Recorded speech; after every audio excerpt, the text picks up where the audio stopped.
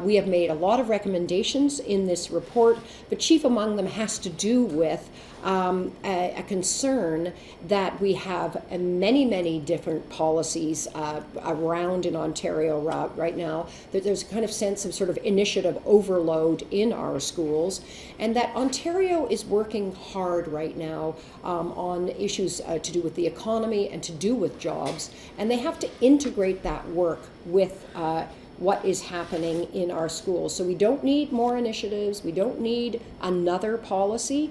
The Creating Pathways policy is a very good one, but now we need the supports and the resources inside the schools. So we are recommending linking the Creating Pathways policy to all of the other policies that are around right now, including the new well-being strategy that's going to come out in the spring, and connecting it to the work of Ontario's highly skilled workforce expert panel.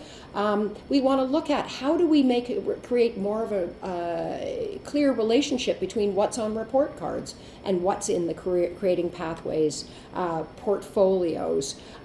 It's important, again, that we broaden the goals that we have for education and the way that we describe success beyond reading, writing, and math, because that's not going to be enough to live in society, to work, to be a contributing citizen. People for Education has been working on a project looking at what those competencies and skills that underlie everything else are, and we need to broaden our goals in the education system. Right now in Ontario, students have to